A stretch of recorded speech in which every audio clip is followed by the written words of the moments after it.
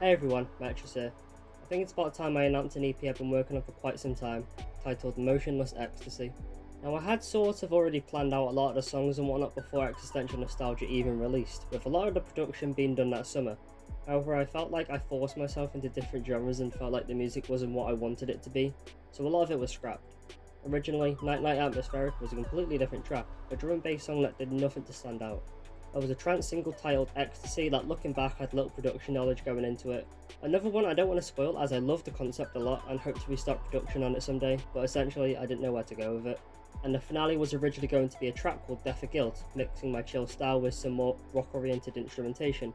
Again, there was little production knowledge going into it, so the track felt lackluster, but I'm open to working on it again. From the get-go, Soft Innocence and Fallen in Reverse were always going to be on the EP, so I'm glad that they stood the test of time. Or a year. And including Nightlight Atmospherica was something I immediately decided on when beginning production on it. Now for the 3 unannounced tracks. They are Undiagnosed Beliefs, Nintai and Plenitude. I'm not going to go into too much details on each, as I feel it would be more fun for listeners to have a true first impression without spoilers. Maybe a smidge though. Undiagnosed Beliefs and Nintai definitely hint towards an EDM influence, different subgenres though, whilst Plenitude, being the finale track, leans more to the chill style I usually produce. Actually, until March, Undiagnosed Beliefs wasn't there, instead a fast-paced synthwave track called Stereo Imperfections. In the end, I didn't think it fit the EP's theming, as well as the production sounding a little stale. Speaking of which, let's quickly go over the themes. Whilst Existential Nostalgia focused more on telling the different events in my life via music, with Motionless Ecstasy I wanted to create an EP that felt euphoric and optimistic, in some ways following on from previously. It allowed for a tracklist that felt more comparable to one another, each track flowing from one to the next. The cover art itself I wanted to have an atmospheric feel, with more colour and vibrancy to it. I remember as soon as I took this picture that I wanted it as the cover art. So there's probably one question you all have left about Motionless Ecstasy.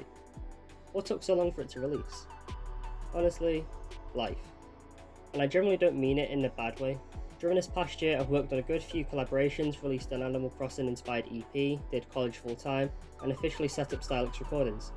It doesn't sound like much, but once you live it, it's a shit ton. And I wouldn't trade it in for the world. It's allowed me to slowly work away at Motionless Ecstasy, for mixing and mastering to be completely fine-tuned prior to release. I know I've rambled on a fair bit, yet it makes sense knowing what's gone on regarding the EP.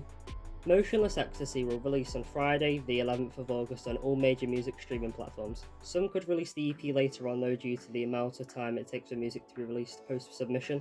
I hope you all enjoy Motionless Ecstasy as much as I've working on it, and I'm hopeful that it will shape the music I release going forward. Thanks for watching, and I'll see you next time.